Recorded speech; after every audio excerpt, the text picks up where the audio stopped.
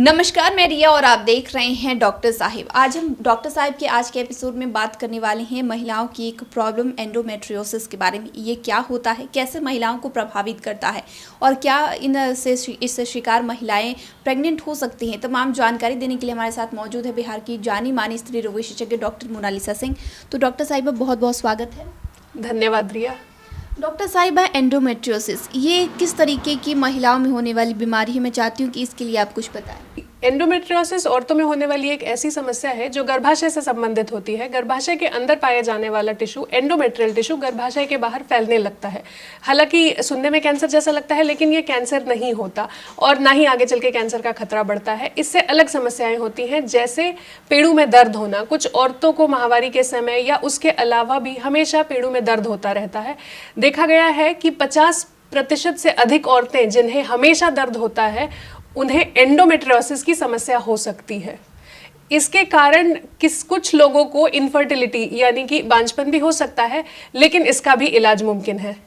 कई बार महिलाएं जो है ये समझ नहीं पाती हैं, लक्षणों को अनदेखा कर देती हैं और आपने बताया कि पेरू में जो है दर्द होता है। इसके अलावा भी कोई लक्षण दिखाई देते हैं? ज़्यादातर इम्पॉर्टेंट लक्षण जो औरतों को पता चलेगा वो यही है कि पेड़ों में दर्द हो रहा है, पीरियड के समय बहुत ज़्यादा दर्द हो रहा है, पीरियड के अलावा भी दर्द हो रहा है। इसके दो अहम कारण होते हैं, एक होता है इन्फेक्शन और दूसरा एंडोमेट्रियोसिस। इसके लिए आपको अपने डॉक्टर से मिलना होगा।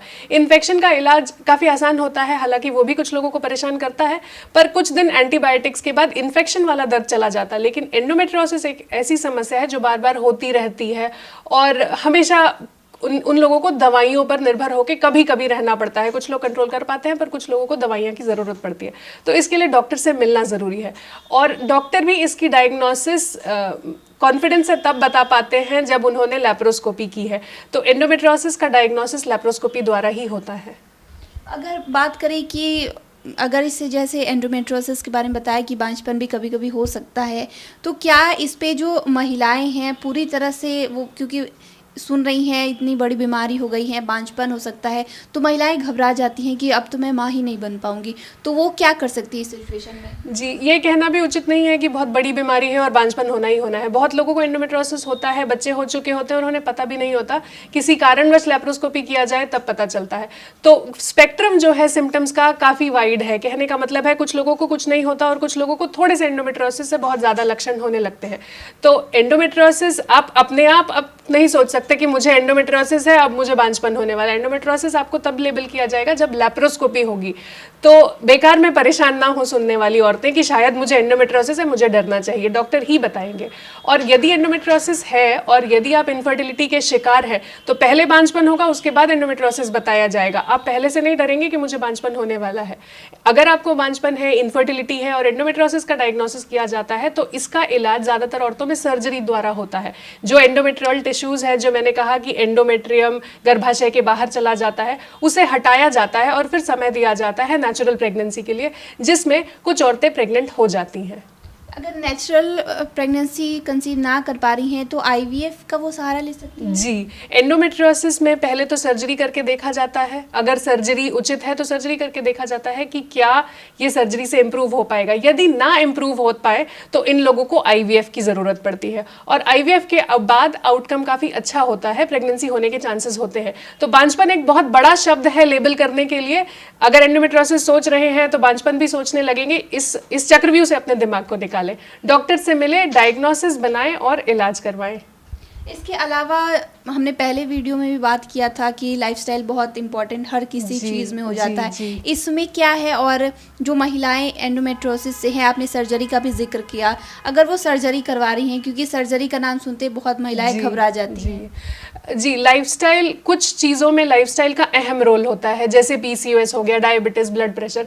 लेकिन कुछ चीज़ें होती हैं एंडोमेट्रियोसिस जो अन्य कारणों से होती हैं और लाइफस्टाइल का कंट्रीब्यूशन मान लीजिए तो 5 से 10% ही होगा। तो आप लाइफस्टाइल इंप्रूव करके ज़्यादा उसका इफेक्ट नहीं देख सकती हैं एंडोमेट्रियोसिस में। और सर्जरी कोई बहुत बड़ी बात नहीं है। सर्जरी एंडोमेट्रियोसिस में किसी अंग को निकालने के लिए नहीं किया जा रहा है, वो बीमारी को निकालने के लिए किया जा रहा है। और सर्जरी जो होती है लैप्रोस्कोपी द्वारा होती है। ये ध्यान रखें कि ओपन सर्जरी कराना उचित नहीं है। लैप्रोस्कोपी द्वारा होने वाली सर्जरी का आउटकम काफ़ी अच्छा होता है। छोटे की होल सर्जरी जिसे हम कहते हैं, बहुत छोटे स्कार्स होते हैं, एक दिन में डिस्चार्ज होता है, तो ऐसी कोई घबराने वाली बात नहीं होती। सर्जरी का नाम सुनकर डरे नहीं। तो शुक्रिया डॉक्टर साहिबा, जो आपने बताया है एंडोमेट्रियोसिस के बारे में, उसके लिए बहुत बहुत शुक्रिया। शुक्रिया रिया। तो आप डॉक्टर मोनालिसा सिंह को सुन रहे थे, जिन्होंने पूरी जानकारी हमारे साथ साझा की है कि अगर किसी महिला को एंडोमेट्रियोसिस हो रहा है तो उनमें क्या लक्षण दिखाई देंगे और कैसे इसका इलाज किया जाता है, क्या महिलाएं बांझपन का शिकार हो जाती हैं या फिर वो प्रेगनेंसी कभी कंसीव कर सकती हैं। तमाम जानकारी डॉक्टर साहिबा ने साझा की है। इस विषय में आप क्या सोचते हैं कॉमेंट कर जरूर बताएं। चैनल को सब्सक्राइब कर ले, फेसबुक पेज को लाइक कर ले। साथ ही डॉक्टर साहब से आपके क्या सवाल है, हमें कॉमेंट कर या मेल के माध्यम से भेज सकते हैं। वीडियो देखने के लिए आपका शुक्रिया।